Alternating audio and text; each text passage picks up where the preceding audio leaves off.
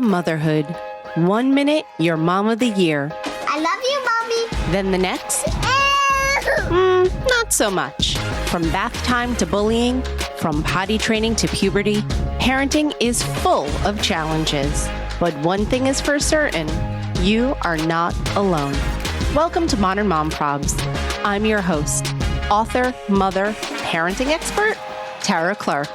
Join me while we tackle today's modern mom problems. Jordan, welcome to the show.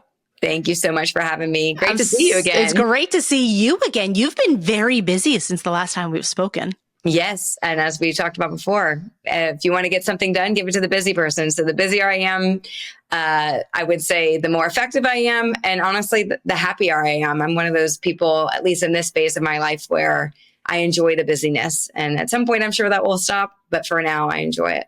No, I agree. I'm the same way too. There was a time where I was the PTA president and I was running my business and I was doing other stuff and I was doing Cub Scouts.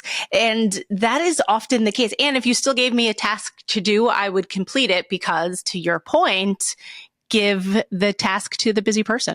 Yeah, it's so interesting how your mind, when you're in that function of like go, go, go, you just learn how to reorient it and how to prioritize differently. And it's funny, like even on days where I'm slower, I may have, 1 or 2 meetings in a day versus, 6 or 7.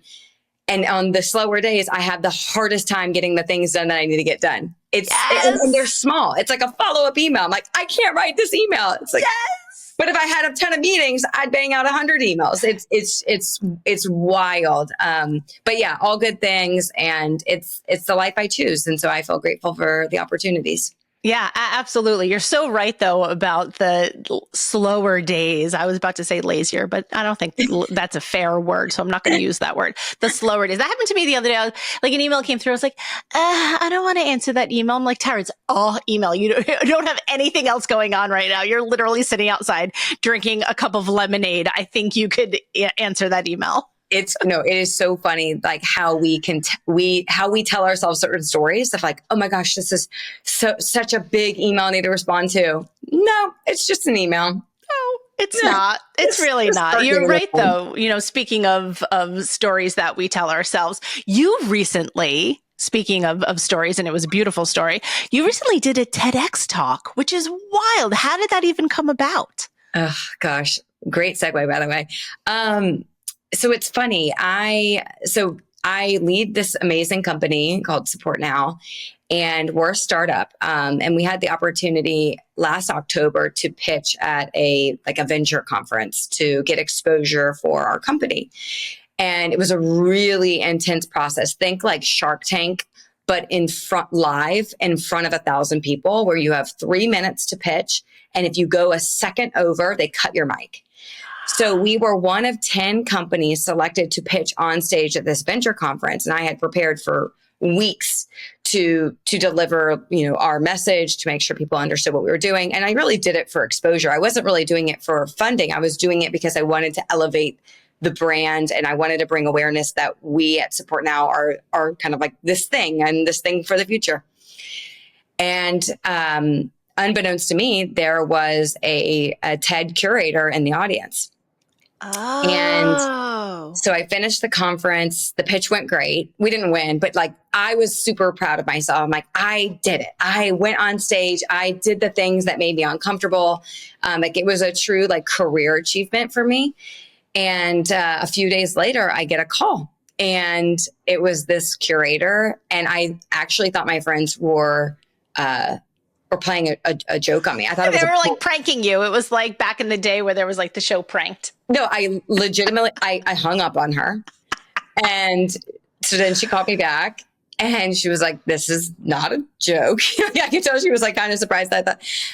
And my first instinct was to say no. So she had heard. What made you say no? That's probably it's a very layered question. I wanted to say no because it sounded hard. Yeah. And I'm a mom. I've got 3 children. I've got a 6-year-old, a 5-year-old, a 2-year-old. At the time, they were even younger. and I'm, trying to run this company. I'm trying to create a meaningful business, and I already feel at capacity. And adding the pressure of a TED just sounded like too much. And I think for a lot of people, this opportunity is like something you seek. I didn't seek this. This was not on my 2025 bingo card. Yeah. Right. And so for a lot of people, they know the talk of their life. They know if they were given the opportunity. And a lot of people apply for these things. And so again, it was so flattering, like so flattering to be called out of the blue after someone heard me talk, to be like, you can do this. Because that's so complimentary. It was so complimentary. And again, at the same time, I'm getting this call and I'm like, yeah, of course I should do this. Like, I was meant for this.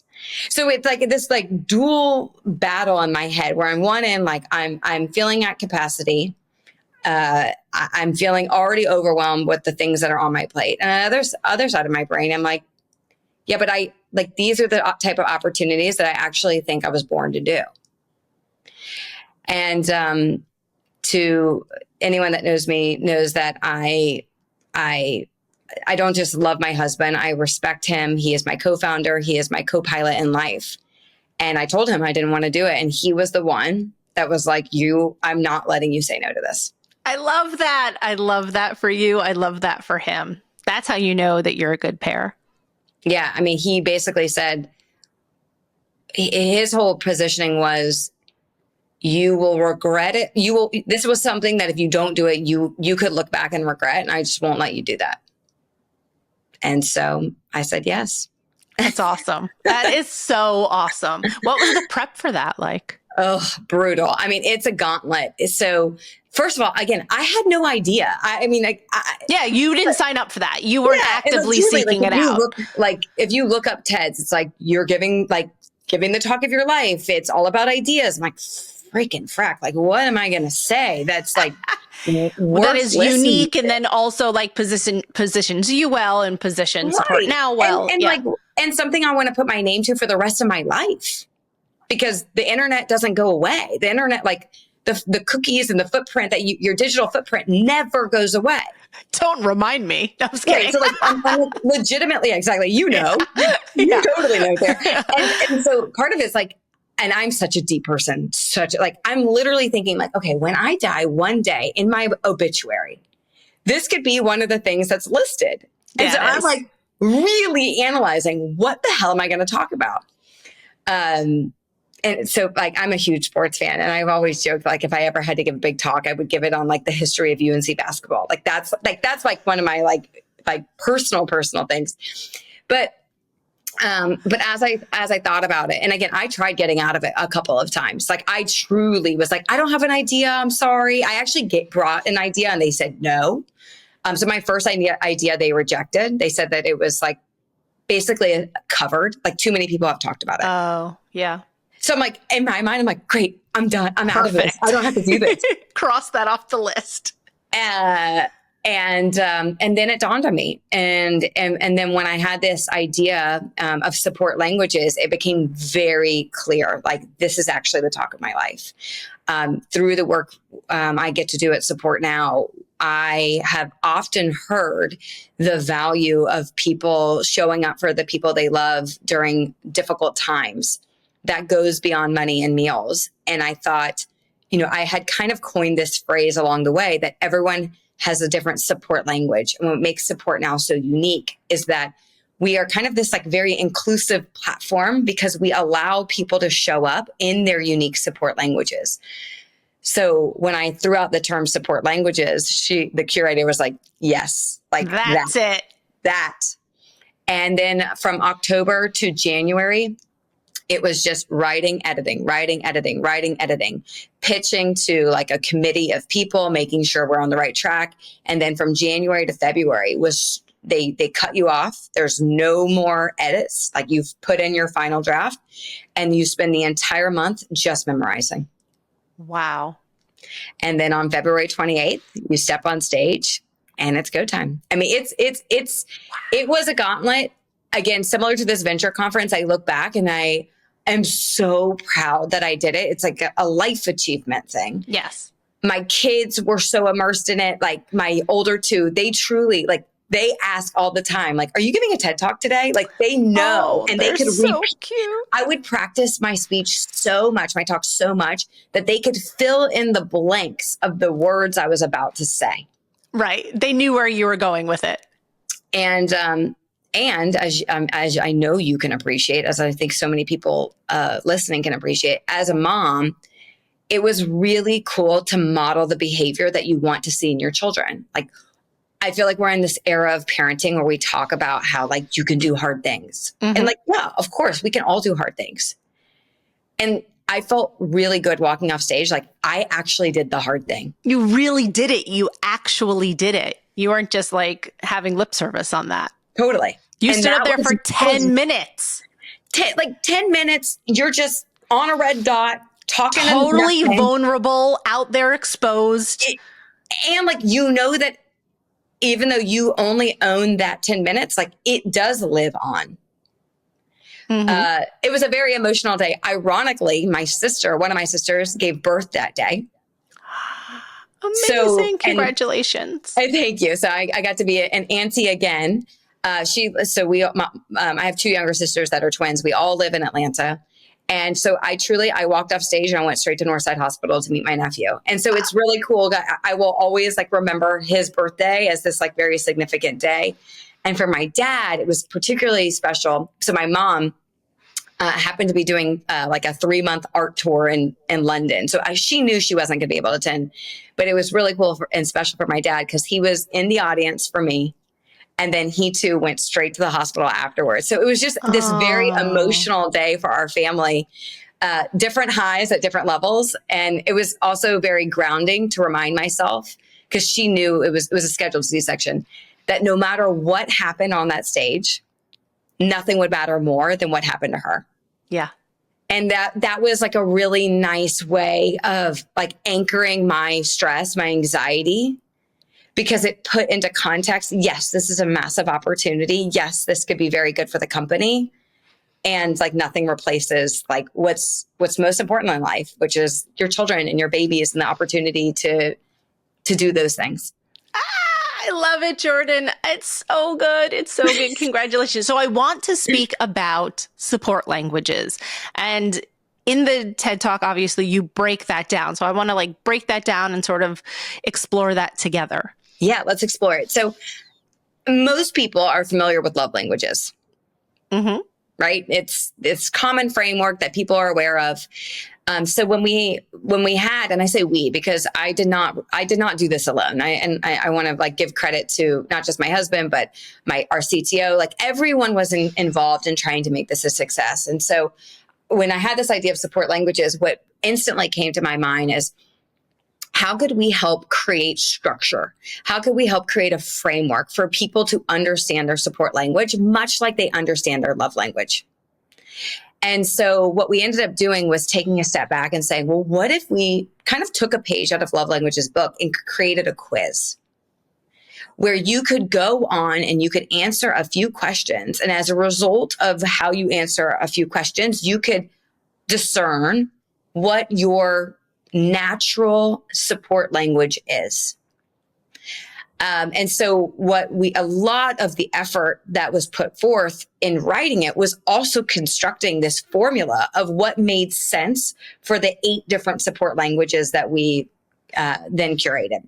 So what's unique about support languages, so again, there's 8 of them, but the way that you arrive at your support language is based off of 3 components. One is socialization. So do you prefer to work independently, or do you like to work within a group? The second is activation. So are you the assertive type, like you like to be super proactive, or do you tend to be more of the person that's waiting for direction? We call that person more adaptive. And then the last factor is actions. So do you prefer to do more hands-on things like walking a dog or making a meal? Or are you more relational? like that listening ear. And so through those components, we created, multiple questions within each of those categories. And then as a result of that, it spits out one of 8 different support languages. And so that is how we kind of arrived at this. But the real purpose of support languages is less about what your support language is. It's more about bringing to light the importance of understanding that support doesn't look the same for every person. Mm-hmm. And it doesn't look the same for every situation. And that shouldn't prevent you, that shouldn't stop you or discourage you from doing something. Yes. Because in the work that I get to do every day through Support Now, the thing I hear the most often from families that are going through cancer or loss or a major diagnosis is the disappointment that they have that so many people do nothing. So while I want people to take their support language, and we have the supportlanguages.com, and you can take the list, and it's great. You should do that. But really what I'm trying to evangelize is this idea that support means more than the way we've been conditioned. And I think it's a very important topic. And I think it's very societally appropriate given all of the things we've been through as humans in the last 5 years. And so it felt, again, the support languages topic, it felt personally aligned, it felt business aligned, but it also felt culturally aligned. Yeah. And hopefully we're at the very beginning at really bringing this concept to the forefront, because I genuinely believe we need it more now than ever. Oh, yeah, absolutely. I have so many questions, but I'm going to ask my first question first. Can you explain for the audience a little bit about Support Now and how that is differentiated from other online platforms? Sure. Of course. So Support Now is a free, all-in-one, customized family support platform. It's a lot of words, and I'll explain it. And I'll give a story before I explain it. The background on Support Now is through COVID. Like everybody, I was sitting in my home. I was miserable. I had just given birth to a newborn baby. I had an 18-month-old, no help, no nothing. I was completely isolated. I was miserable.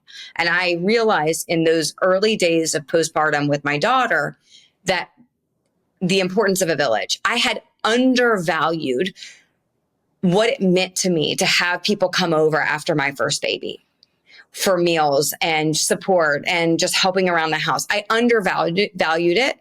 And when I didn't have it the second time around, I still say this, I don't know that I've ever fully recovered from COVID. And I'm the lucky one because I had it relatively easy. And at that very same time, a lot of people I knew were going through more significant challenges, things like cancer, house fires, sudden loss, car accidents. And I joke with my husband that I noticed that we lived in a culture of cash and casseroles. Mm-hmm. And at the time I was working for a B2B tech company, and I realized that the reason why our instinct is to do money or meals has more to do with the tools that we've been provided and less about what we're capable of. And so it made sense to me. GoFundMe has made it normal to give money. Meal Train has made it normal to drop off meals. And those things are great, but they're incomplete. And so the vision of Support Now was, could we create a more inclusive, comprehensive, modern, and compassionate family support platform that allowed you to raise money and keep more of it, that allowed you to organize meals, to allow you to coordinate volunteers and share updates, but to do so in a way that, again, is customizable. And frankly, that felt more like the moms I knew. Because the moms I knew, Tara, looked like you and looked like me. When you hear the news that a teacher just got diagnosed with something, or that your best friend has a baby in the NICU, or that your close friend growing up, mom has an illness, within minutes, not even hours, minutes, moms are on a text chain with their friends saying, did you hear the news? What are we going to do now? And the goal and the vision is to be the place that moms turn, not because dads can't, but because moms do these things. We shoulder this responsibility. and to try to create a platform that felt more like the moms I knew, because the moms I knew cared. They're wildly compassionate. They want to do the right thing, but they also don't have a lot of time. Yeah. So if you're asking us to go to multiple tools and to have to search around a spreadsheet, you're just going to lose people. You're going to lose more support. So in a lot of ways, the tools or the platforms we quote compete with, while they're focused on the family, and we also focus on the family, in some ways, we're most focused on the support system. What are the ways that we can make it easier for the friends and family members that care about someone to activate that compassion all in one place? So that is the long story short. But again, it's free, it's ad free. Families keep more money. And while we're early in our journey, we have a lot of early signals that people understand what we're trying to do. And now it's just the biggest challenge we face is just getting the word out. Yeah, absolutely. What is available on the site, which may be different? So you sort of alluded to like cash and casseroles, obviously, but is it something like babysitting? Is it dog walking? Yeah, is it taking in the garbage? Great question. So in addition to just like bringing everything all together in one place, which is probably like the biggest difference on the surface, the largest feature differential is our lend a hand. And lend a hand, what that does is that allows an organizer, that could be the family themselves, that could be a best friend, a neighbor, a sister, a colleague, to go in and customize a list of things that the family needs. I've seen it used for things like walking a dog. I've seen it for things like picking up children. I've seen it for prayer. I've seen it for cutting the lawn, mowing the lawn. So people use it in all different ways. But what we're trying to capture there is the recognition that the little things oftentimes add up to be the most helpful for families, but they're oftentimes the fastest to be overlooked because it's difficult to coordinate. Yeah. It's difficult to know. So everyone's lend a hand looks a little different. Some people don't use it at all, right? Because again, the platform's customizable. But more times than not, I see it for dog walking, childcare, play dates, prayer, writing thoughtful handwritten notes, like people just like rotating, like doing very sentimental things. And it's a really, really beautiful feature because it goes both ways. So the family or the organizer can list what they want, and supporters can proactively offer a hand in categories that they feel they are best suited to do. And what that does is, and this is really critical, what that does is it takes the burden off the family to answer the question, what can I do to help? And so there's a lot of intentionality and psychology baked into what we've created because we know families are receiving a lot of well-intended but overwhelming questions of support. And we also know they're going through decision fatigue. They don't know how to answer those questions. So instead of asking the family, you can go ahead and proactively show that you're willing to do these things. And as a result, what ends up happening is the family becomes more receptive towards those things because they realize what people within their community are capable of. Mm-hmm. That makes so much sense. I was going to ask if there's ever sort of a mismatch, going back to the support language topic, a mismatch between what the family's looking for and what people are willing to do. Yeah, I mean, there can be, absolutely. And again, support is not, it's an art, not a science. And so much of what we see is going to be dependent on the community. You know, we have dreams and visions that over time, when people don't have community, that we have a network of volunteers that can just do the thing. Right now, we're focused on how do we activate the community that already exists for a family? And how do we level up both in terms of making people aware that they can do more things than just money and meals? How do we make it easy for them to display that? And then how do we really encourage the family to be receptive to those things? Because so much about what we're on a mission to do isn't just about teaching supporters how to support, but also teaching families that are going through these difficult things that it is okay to be the recipient of support. Yeah, it's okay to ask for help. It's okay to ask and it's okay to receive. Yeah. And by the way, that's a challenge that we face like as a society. So like Support Now is not going to solve that. We just choose to approach it differently, where the onus isn't solely on the family to say, this is what I need. We've decided to create like another way of friends and family to say, hey, I know you're saying you want this. And at the same time, I'm willing to do this whenever you want. Because part of, and I felt this as a supporter many times, part of what supporters want is they want to clear their own conscience.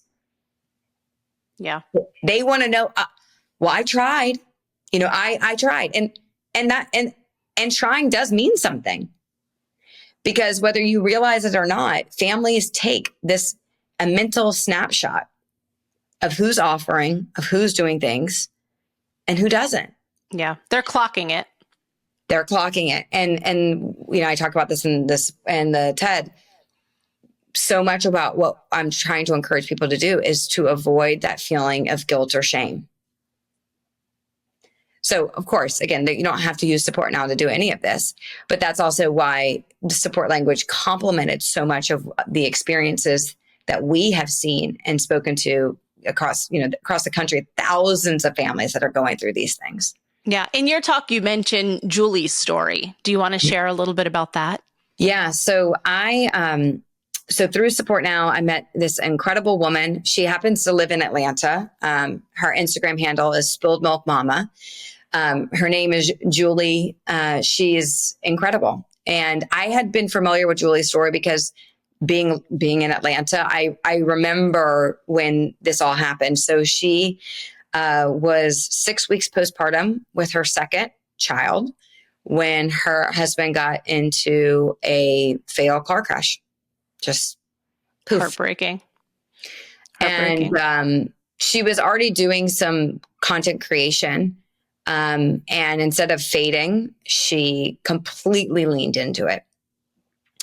And she became almost like, I don't know, she would laugh if I said, like, she became this like grief superstar. Yeah.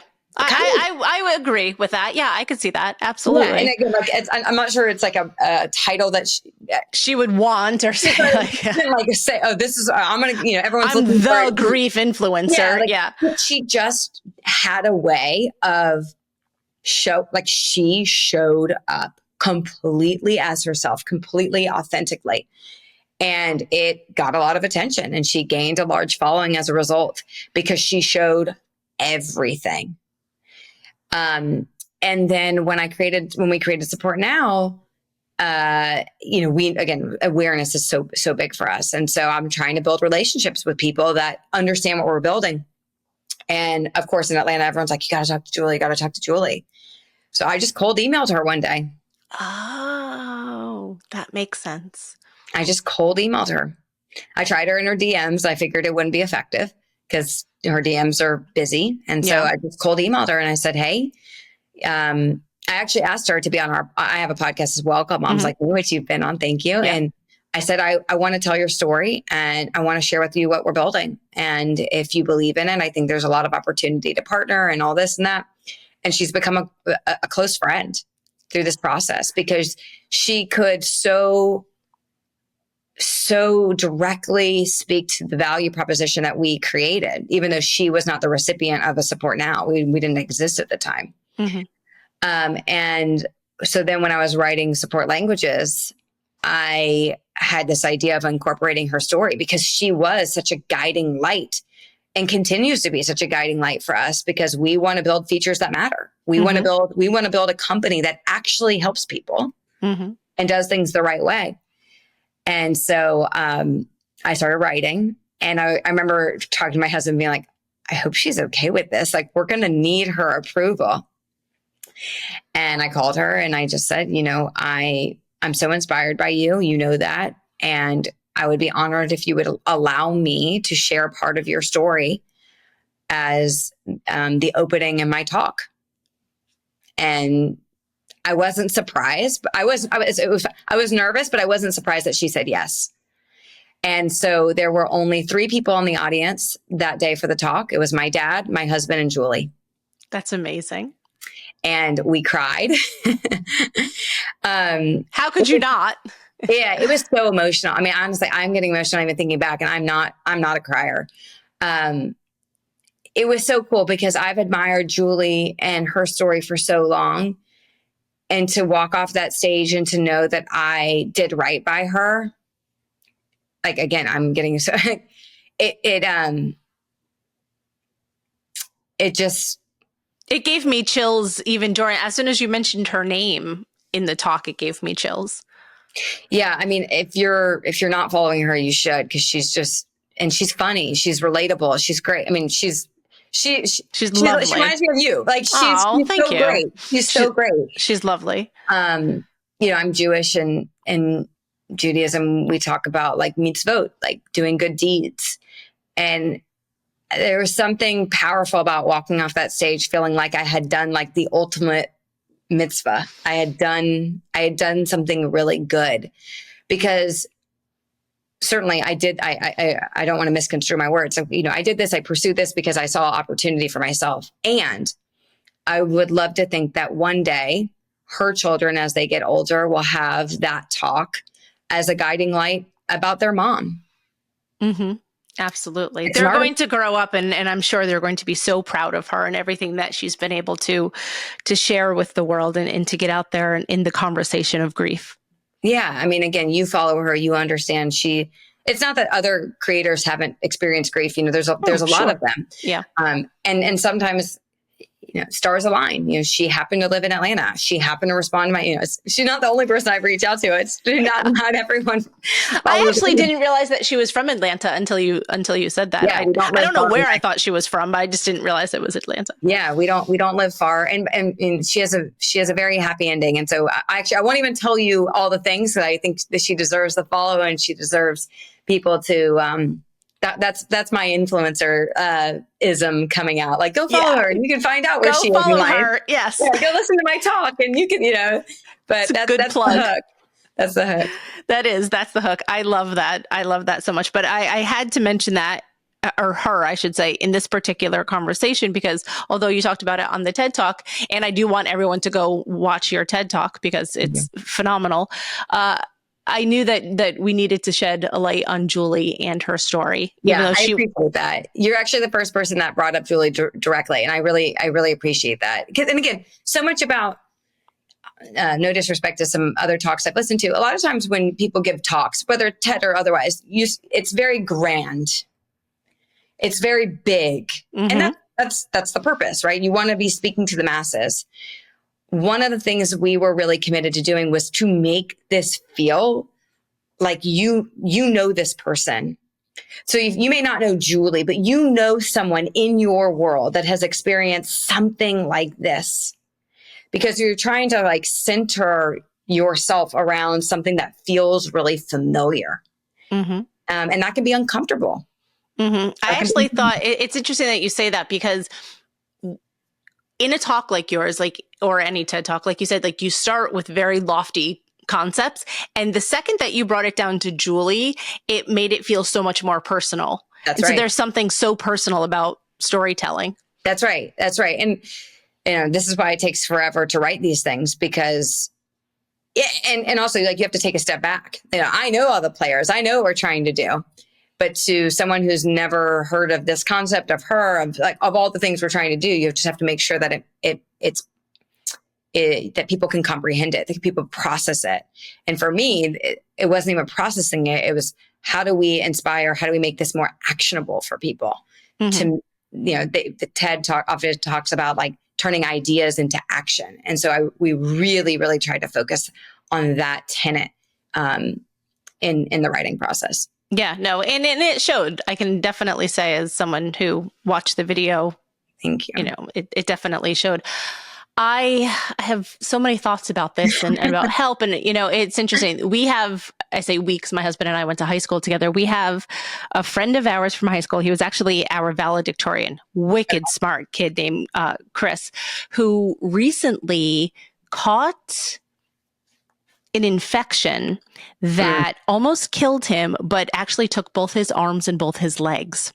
Oh, did he go septic?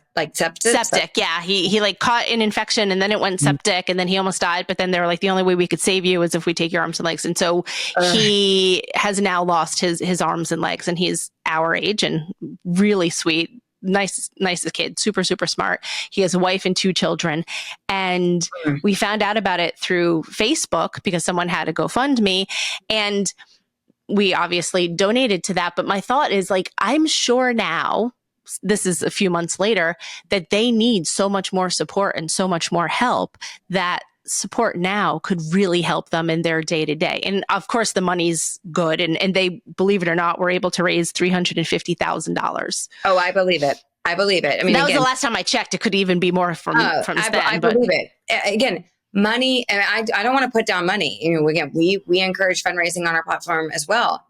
Money is important. Money is often critical, and it just doesn't solve everything. And I think sometimes what happens, I see this so frequently. People see, oh, they raised a ton of money, I think they're good. Mm-hmm.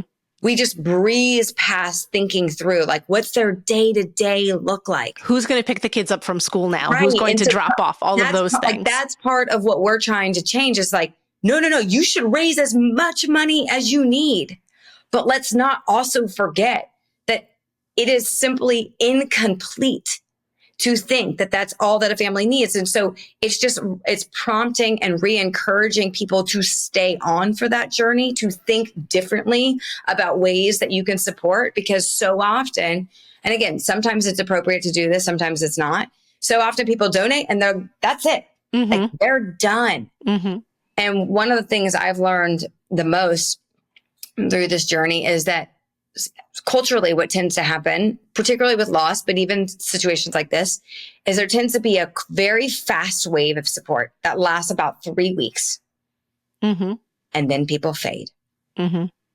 And one of the things we are committed to is extending that timeline of support. And part of how we do that is allowing people to think about support differently. Part of how we do that is updates. So that the family can say, you know, we're making progress in this direction, or we're back in the hospital, because people can't help if they don't know. Yeah. So again, it's like, it goes all these ways.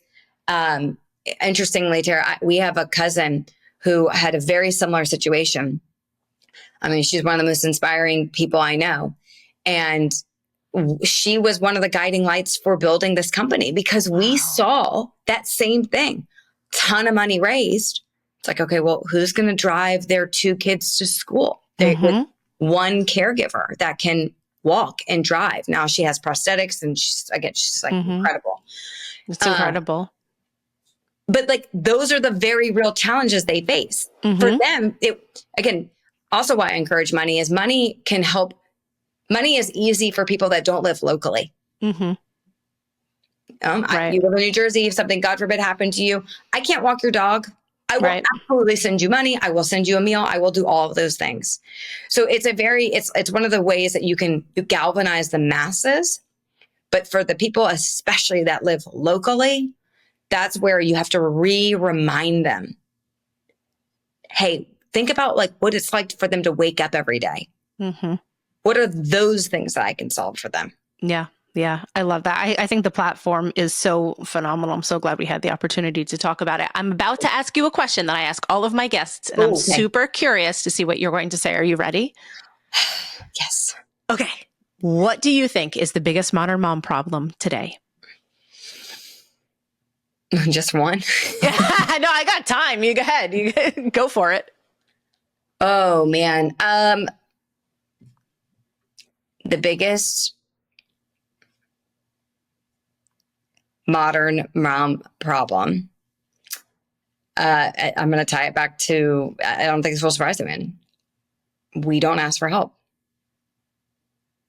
We have grown up. I think momming today is harder, not because of any other thing other than the fact that we physically live differently than we've ever lived. Social media has put up these unimaginable bars of what acceptable and good looks like. And as a result, we create a pressure to do all of the things well, all of the time, and look good doing it. And I actually talked about this not long on our Instagram. I'm trying to channel my inner Tara on Instagram these days. I think I'm probably taking this question too far, but I'm just going to say this. No, go for it. Run. It is so detrimental to moms not to ask for help, not just for us. Like, yeah, it creates isolation. It creates depression. It creates unnecessary pressure, all the things. It is so dangerous for our children. We are supposed to model the behaviors we want to see in our children. When our kids don't see someone drop off meals or help around the house or do certain things to help us out, how could we possibly expect them to ask for help when they need it? Yeah. We are so busy trying to prove to everyone, oh, look at what I am capable of doing. And I think we are completely forgetting that our children are watching us burned the F out. Mm-hmm. I think that is the biggest modern mom problem. I agree. I think that encapsulates a lot of different things so well amalgamated into the one concept. Yeah. So Good. thanks. Yeah, Good. it'd be better if I said it properly the first time. But no. Great. No, thanks. No, I do. I agree with you on that one very, very much. When my son was born, this was, forever ago. No, but 12 and a half years ago, we had no help at all. We lived in New York City at the time, and I'm totally going off on a tangent, but trust me, it relates to the topic. So we were living in New York City. We're from New Jersey originally. We had no help. It was just my husband and I. He had one day off for paternity leave. And then the following week, I think he had a week off of vacation. So he used his vacation for paternity leave. We had no one come and help us. Our mothers came for one day, which allowed me to go take a shower, which was awesome. It was like the best shower I've ever had. And then when I got out of the shower, they were like, we're going to go get our eyebrows done. And I was like, okay. They went for 2 freaking hours. I didn't even know where they were. I was about to put the baby in a stroller and then go downstairs and find them. And just as I was about to do that, then they show up and I was like, where were you guys? They're like, well, we went to Starbucks and then we walked around and then we went shopping and then we got our eyebrows done. I was like, what the freaking hell? And, that, and then 2 minutes later, then my father-in-law came to pick them up and drove them all home. And that was it. That was the extent to which I had help with my newborn son. Yeah. Brutal. I mean, it's so funny. You hit on something that I have this funny cutesy phrase. I always say, what are you guaranteed when you have a baby? A baby. A onesie and unsolicited advice. Guaranteed. That's it. You got it. That guaranteed. Was it. And I, again, support now. We tend to talk about support now from a cancer, a loss, a major accident, but we have so many families that use us just for postpartum babies. Mm-hmm. And it makes me so happy. My huge dream, my big dream is that we also kind of reimagine how we support moms postpartum, because what we need are people to come over to our house and tidy up so we can take a shower or so we can take a nap, or so that they hold the baby so that you can do those things, because that's actually what you want to do. I would have loved to have gotten my eyebrows done and gone to Starbucks and went shopping. Of course you would have. But this is, and again, it goes both ways. Part of the challenge is as supporters, we don't offer those things. The other very real challenge is, as moms, we're so quick to push it away. Right. And I do believe that technology can help bridge that. It just can. I dream of the world where, at a baby shower, second semester, third trimester baby shower, you're getting gifts, but people are also signing up for time slots to drop by every few, once a week to say, hey, this is your 3 to 6 friends that this is just your go-to squad for a week or two. Oh my God, Jordan, that's it. That's the thing. I wrote a meme many, many years ago that said, be the friend you wish you had when you had newborns. And that is exactly what you're referring to. Yeah, that's I it. And like, love that you cannot idea. convince me that that's not possible. But it is like moms are brushing up against some really difficult headwinds. Yeah. And again, I don't want to, I want to go back to something I said earlier, because I think this is really important. Like, as moms, we were not designed as humans to do and to parent and to mom the way we currently mom. Like, Agreed. as humans, we were born into civilizations, into like huts and villages where you literally raised your babies, like All either together. in the house Yeah. or right along. Like, and Yeah. so, and I think that people forget Yeah. that by nature, we are tribal beings. And what we've done is, and again, none of this is bad. It's just like what's happened. And I just think it's important. It's where we are now. Yeah, it's just where we are now. Like, Yeah. where do I live? I live in the burbs. I live in a cul-de-sac. I can see a whole bunch of houses, but my kids aren't running like down the street, knocking on random neighbors' doors. And like, no, of course not. No. That's not the life that we live anymore. My parents did that. And my parents, they lived in, an apartment together with two other families because they were poor. Like, Yeah. again, we've evolved. And then again, you add in the social media factor, and everyone is projecting the best version of themselves. Yep. It's so dangerous. Everyone does it. And I get it. By the way, you are rewarded for showing that stuff. That's the challenging thing. Like, Yeah. Julie, I was talking to a creator the other day, and she said, she's like a micro influencer. She's got about 10,000 followers. She showed up one week with makeup, all dolled up, whatever. And then the next week she did the exact same content, no makeup, whatever. Guess what got the most engagement? When she's all made up. Yep. Yeah. Because you know why? It doesn't get pushed. The algorithm doesn't push it out when you don't have any makeup on. It's crazy. Yeah. That's crazy. It's bananas. That's crazy. And like, as a mom in my 30s, and like I think moms in their 30s and 40s that are living on Instagram, maybe to a lesser degree TikTok, but certainly Instagram, that there's just such danger in that. Yeah. Such danger in that. No, so I'm sorry to I hear about agree. your experience. Oh, And I it's okay. think It's funny now. 12 years ago, it's different, but some things have just not gotten better. And No. It can and it should. It can and it should.